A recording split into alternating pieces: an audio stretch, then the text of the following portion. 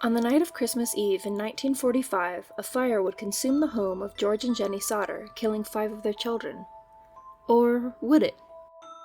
Questions that arose about the fire linger to the present day, making this tragedy one of America's most notorious unsolved cases.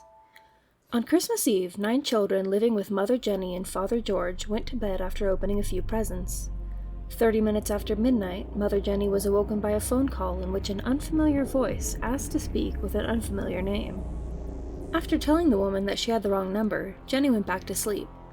She would later be startled by a loud bang and a rolling noise. She considered waking her husband, but thought better of it and soon dozed off. An hour later, she would again wake to smoke filling the room. Their house was engulfed in flames. Jenny quickly discovered that the phone didn't work, so 4 of the children escaped with their parents before George and Jenny ran back into the house to rescue the rest of their children. Meanwhile, teenager daughter Marian ran to the neighbor's house for help. No one would answer. A driver on the nearby road had also seen the flames and called from a nearby tavern. They too were unsuccessful, either because they could not reach the operator or because the phone had turned out to be broken. While the neighbor went to look for the fire chief, F.J. Norris, her parents tried everything they could do to get the children out of the house. At every turn, something went wrong. The ladder that should have been at the side of the house was missing, and they were unable to start their vehicles to either go for help or bash their way inside. George attempted to break the glass in the burning house through a window, cutting his arm in the process and breaking the glass, but was unable to fit through the tight space. Blood poured down his arm. A water barrel that could have been used to extinguish the fire was frozen solid. Despite the fire department being just 2 miles away from the Sodder home, help would not arrive until 8 o'clock in the morning. By then, the house was merely ash and debris. The inspector sent by police determined the cause of the fire to be faulty wiring, but George and Jenny wanted to know how that was possible. There had been no previous issues with electricity, and the lights were running just fine that night. In fact, George had recently had the house rewired and inspected after a visitor came to the house in 1949, went around to the back, and warned George that a pair of fuse boxes would, quote, cause a fire someday, unquote. When the parents as well as investigators were sifting through the ashes, no remains could be found. Chief Morris said that the fire must have cremated the bodies. However, they were told by a crematorium worker that bones remain after the bodies are burned at 2,000 degrees for 2 hours. The house would have burned at a much lower temperature, and for only 45 minutes. If you've ever spread cremains, you would recall your surprise upon feeling how gritty the texture was. Unlike soft ash produced by a roaring campfire, cremains feel like rocky dirt.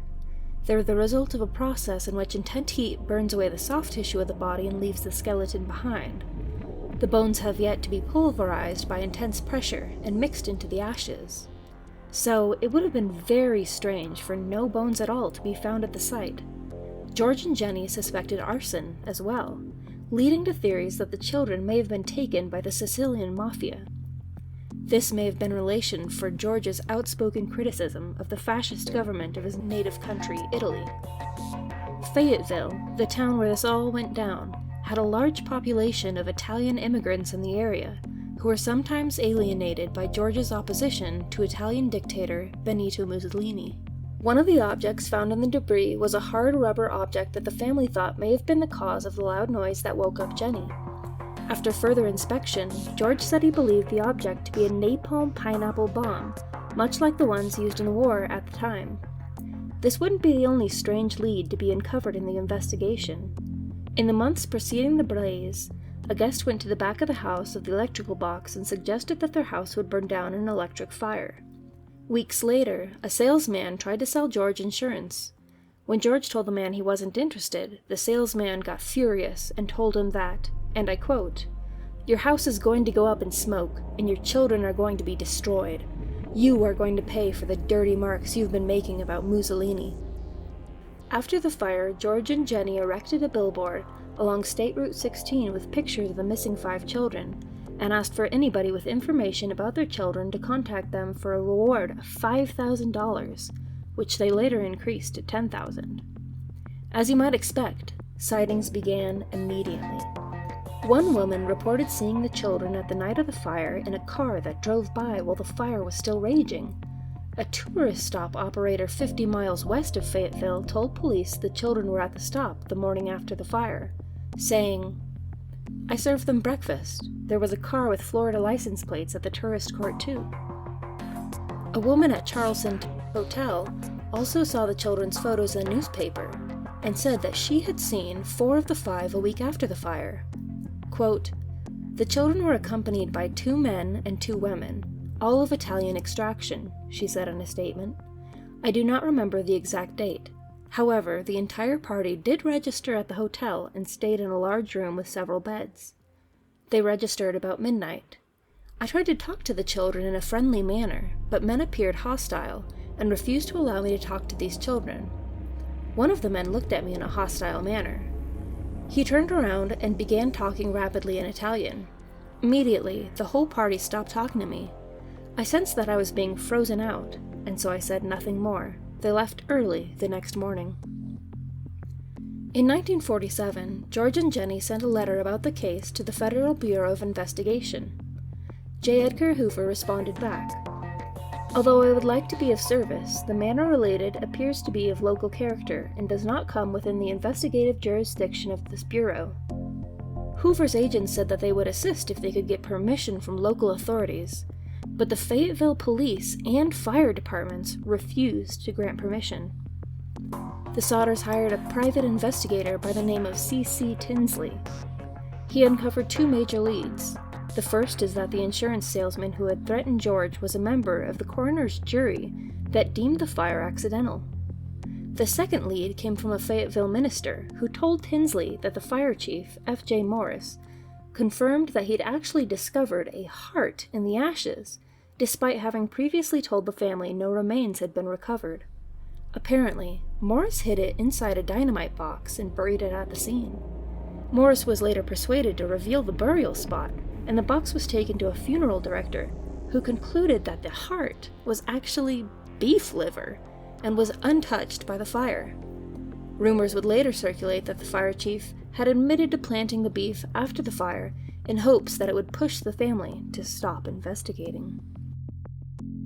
With the billboard still up and the rewards still available, the family would continue to hunt for leads in the following years. At one time, George saw a photo of school children in New York City and became positive that one of them was his daughter Betty. He drove across the country to investigate, but was not allowed to see the child. The Sodders decided to reignite the investigation in August of 1949 and brought in a pathologist to research the fire scene once more. The search revealed several shards of vertebrae, which the Smithsonian Institute received. They were provided with the following report. The human bones consist of 4 lumbar vertebrae, belong to one individual. Since the transverse recesses are fused, the age of this individual at death should have been 16 or 17 years. The top limit of the age should be about 22, since the centra, which normally fuse as 23, were still unfused. On this basis, the bones show greater skeletal maturation than one would be expecting for a 14-year-old boy, the oldest missing Sodder child. They also said, "It is strange that no other bones were found in the allegedly careful excavation of the basement of the house. One would expect to find the full skeletons of the 5 children, rather than only 4 vertebrae." With shards being untouched by the fire and inconsistent with the children's ages, it was finally concluded that the bones were most likely in the dirt used to fill the basement after the fire in the creation of a memorial. 20 years after the fire, Jenny received an envelope containing a picture of a young man claiming to be her son Louis. It was postmarked into Kentucky, but had no return address. A photo within looked like Louis, all grown up, and had a note on the back. "Louis Sodder, I love Brother Frankie. Ill boys. A90132, or 35. Neither George nor Jenny could deny the resemblance to their son. He had dark, curly hair, dark brown eyes, as well as a straight, strong nose, and even the distinctive upward tilt of the left eyebrow. They hired another private investigator and sent him to Kentucky, where he was never seen or heard from again. A year later, in 1968, George passed away. Jenny built a fence around their home, and every day, from the fire till her death in 1989, She wore black. The billboard came down, but the children and grandchildren of George and Jenny continued to search for answers. Sylvia, the youngest Sodder child, passed away in 2021 at the age of 79, never faltering in her belief that her siblings did not die in the fire. So tell me, what do you think? Did the Sodder children simply perish in the fire without a trace? Or were the children taken away? And if so, who is to blame? The Sicilian mafia? A family friend? Human traffickers? Was the strange acting fire chief F.J. Morris involved somehow? Or maybe the furious insurance salesman? With the case officially closed almost as soon as it began, this case may never truly be understood.